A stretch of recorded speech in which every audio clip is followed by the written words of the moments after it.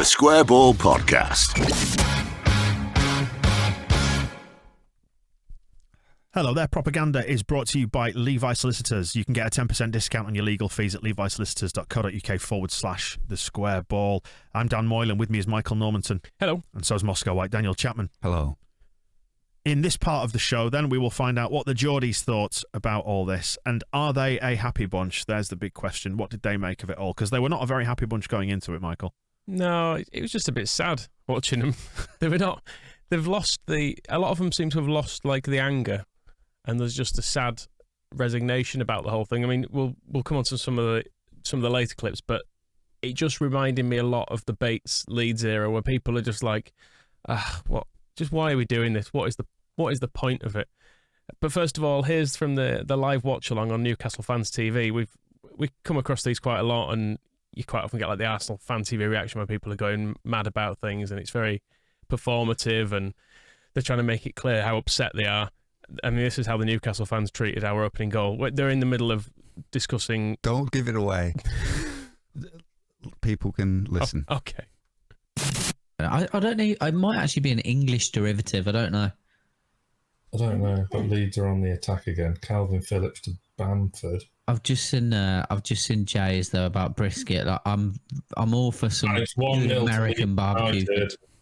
It's 1-0 Leeds, and it's an absolute peach of a goal. Who scored? Rafinha. Rafinha, it is. Was it actually Rafinha? It was. Brilliant. Oh, that sigh. I have looked up a recipe for braised brisket with bourbon peach glaze. So they can... Southern barbecue stuff, isn't it, brisket? Is that what they were talking about?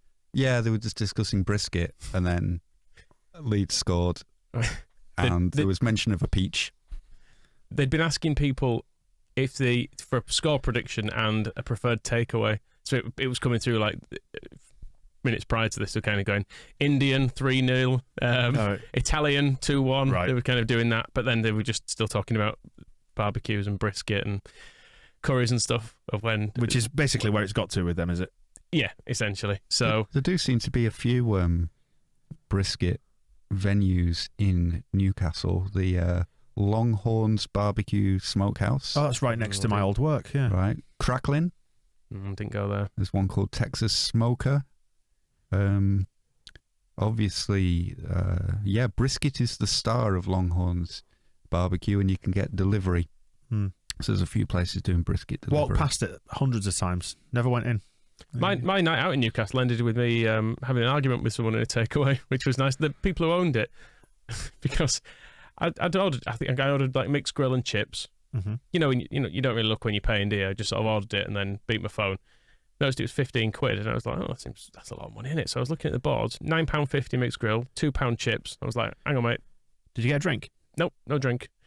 Save money. I was going to out the Tyne or whatever later on. Yeah. But I was like, hang on, this is too much. And he was like, oh no, that's the daytime price up there. I was like, that's not a thing. And he was like, oh well, it's an old price. We've changed them now. I was like, well, you need to change it there then as well. And he's going, oh well, no, it's because it. And his manager's over by this point trying to explain to me. He's going, no, it's because it takes a long time to cook, so that's why it's more expensive. And I was like, but you, why don't you put the price it actually is? What then, happened? I'm gripped. What happened? I considered myself to be some sort of freedom fighter. By this point, I thought I was like Nelson Mandela or something. Did you jump over the counter? You banged the till open with your fist and took £2 out or whatever it was? I did instead stand there until they gave me a refund, telling everyone else to check how much they've been charged. So eventually they gave me £15 to piss off.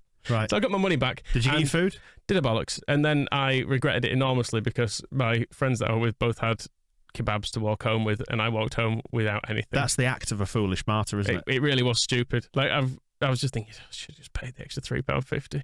I was sad about it after that point. But I feel like it was a victory for decency. Someone has to, don't they? And I am tired as well. Watch out, Martin Lewis, money saving expert. Michael's on your case here. He's going to take down your multi-million-pound empire. But anyway, another positive to take is if you don't want to be getting a takeaway in Newcastle, I found another recipe for brisket sandwiches. slow cooked in Newcastle brown ale. Nice. That sounds good, doesn't it? And then you stuff it in a bun with sticky sweet onions and blue cheese. But yeah, Steve Bruce is watching this, trying to catch up on what the people are saying about him. His mouth will be watering. He'll have turned off right now. He'll be down the supermarket. I do like a good blue cheese. Yeah, and you've nestled a brisket in the roasting tray and then poured about 2 bottles of brown ale over it. Anyway, that's a good start to the day, isn't it? Anyway, it's not even brewed in Newcastle anymore, is it? Brown ale. It's I think they've fallen out with it over there because it's made in Tadcaster or something now. Brown ale, I think. Bottle of dog. You imagine, I'm trying to picture what Steve Bruce has for breakfast. I imagine that probably starts with cereal and brown ale, doesn't it? And maybe a phone call. Good timing that, wasn't it? Anyway, I've silenced it. Right, let's get back onto the clips. Anyway, this is after the game. Yeah, this is after the game, so you can kind of hear the sirens going about. And this is the one that really reminded me of Bates' era Leeds, because this is essentially all that happened at games, and it's just so miserable. You look at it and think, there's Bruce chance, there's Ashley's chance, there was fans clashing with each other, telling them don't sing to support the team, make sure you're singing about Bruce, make sure you're singing about Ashley, and then you're seeing obviously 1 or 2 people try and get on the pitch. It nearly happened. I'd missed the attempted pitch invasion, though I have since seen some footage of it. Did it come across on TV? Only you saw some stewards running to the corner. It was filmed from a really low angle, wasn't it, Moscow? Do you remember? Like it was in the near corner, and then it was all kicking off in the far corner. And it was a really low angle to the pitch. I think it might like the touchline cam, and you just saw a swarm of orange, didn't you? Yeah, and then it was a tweet from somebody said, "Oh, somebody's tried to get on the pitch." It was a single tweet protest. Yes, and that was basically that. And then and you could hear the chants at the end coming through that were funny. It is nice, to be reminded of how unhappy we were, and to see these lot as really, really unhappy now. And it's just a reminder that things are okay. I suppose just about. I mean, I did feel a little bit sorry for them in some ways, in a way that I don't really for Derby. I feel like they've probably done their time of Newcastle. I mean, the next bloke is Magpie TV, who we had on last year. He was quite complimentary about Leeds. It's gone so badly for him that he's obviously gone to uni, and the place he's picked to go is Southampton, just so he can get as far away from there as physically possible.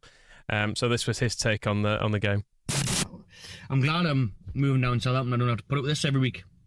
I came back up the day because my course isn't starting next week, and I thought, right, I'll go to the game tonight. I probably won't get to St James for at least another month or 2 or 3.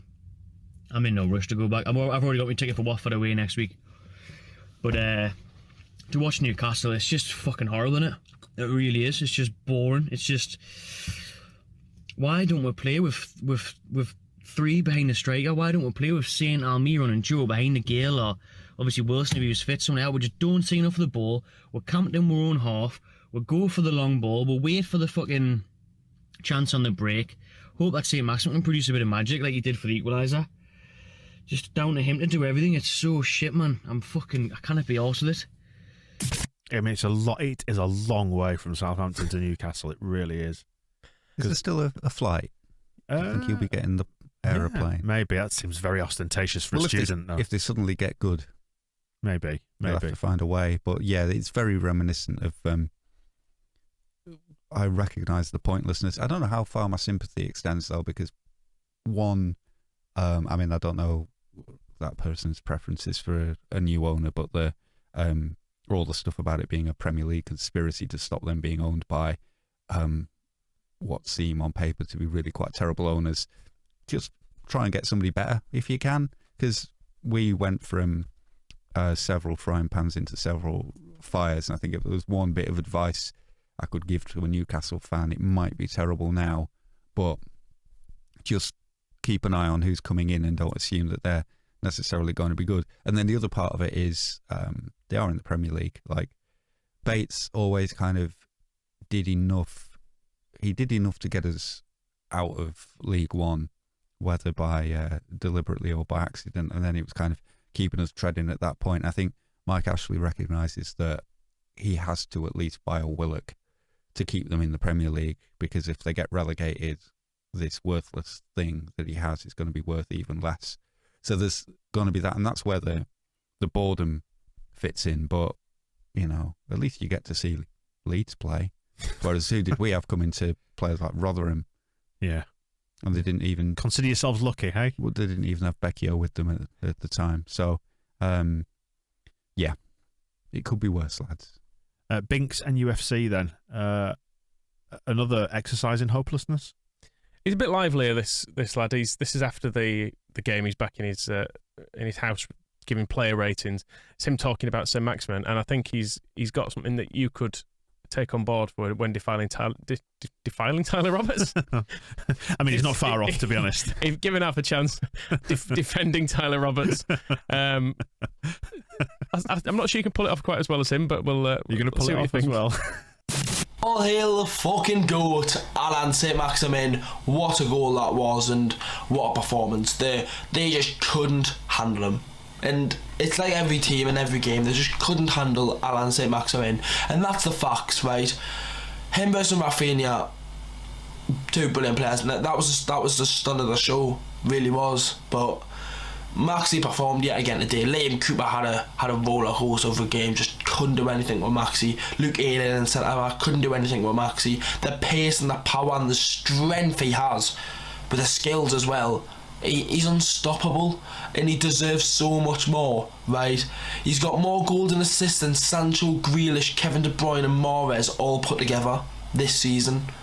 He's finally scoring and assisting goals. 4 goals and assists in 5 games. And fancy he hasn't got no input or anything. Suck your mum. I will say this, like, if and when they sell him, I mean, let's imagine they sell him next summer, and that's the chosen path. It's going to be ugly, isn't it? They're completely aware of it. I listen to a lot more than we are playing out here, but they're all basically acknowledging the fact that they're a one-man team. They are Southampton of Matt Letizia era. It's give it to him and hope something happens, and if it doesn't, well, we'll probably go down. It's like the bit at the end of last season when him and I think Almiron were both injured, and it looked like they were going to go down for a bit because they couldn't pick up any points with him out of the team. But next time, when Tyler Roberts does score a goal or assist, I mean, suck your mum. Long wait. That's what I want. That's what I want you saying. What I really took from that though is that if we ever sell Liam Cooper, I'd love him to go to Newcastle just so he can be rightfully Liam Cooper. Do you know, that is not beyond the realms of possibility. If I'd wish him a better fate than that. Well, there's a world where they go down and we stay up and we decide to get a new centre half. We're not selling Liam Cooper to a championship club. He'll be going to Real Madrid. Yes, like Jonathan Woodgate. Exactly. Fantastic. Liam Cooper. His reaction to Mike Dean then. I haven't heard this. You have, Michael. What's in store? Well, he's one of these people who films inside the ground as well, and he doesn't film all of it, but he happened to be filming when Mike Dean blocked one of their players, and his reaction to it's just quite funny. Maxi!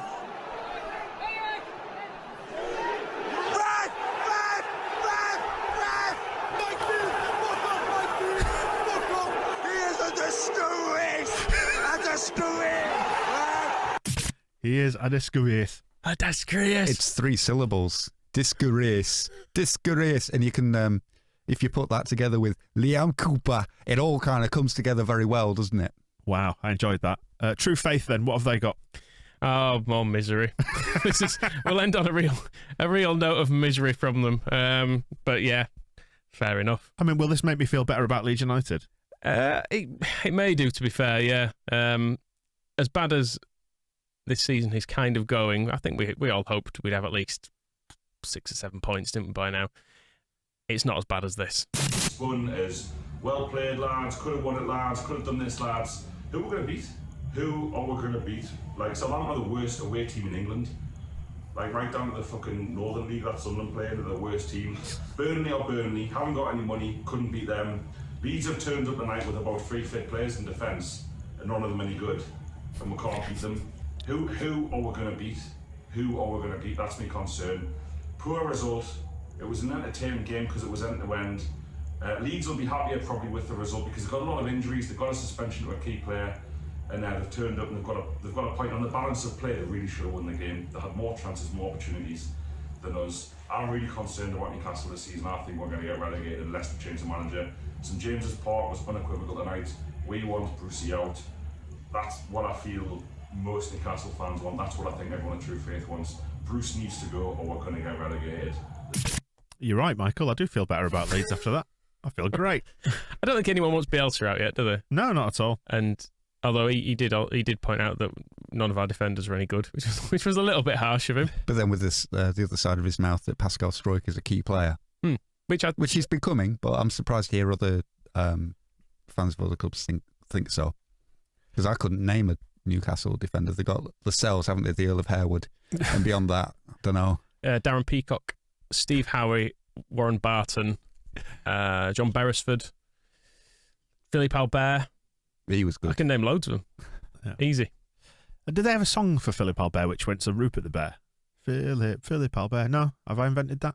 I don't know. They should have done.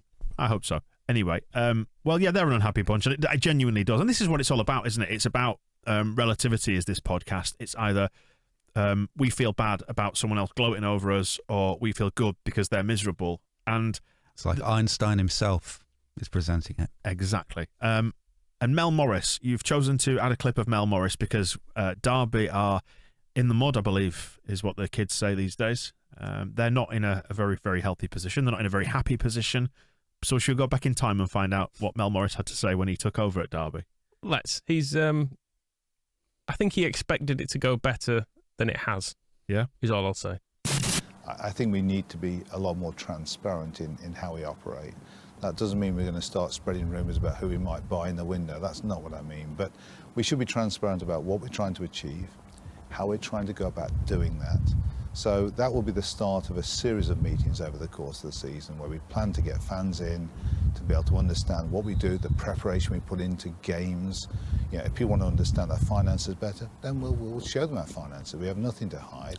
This club, I believe, is in the best financial shape of any club in the Championship. You excited?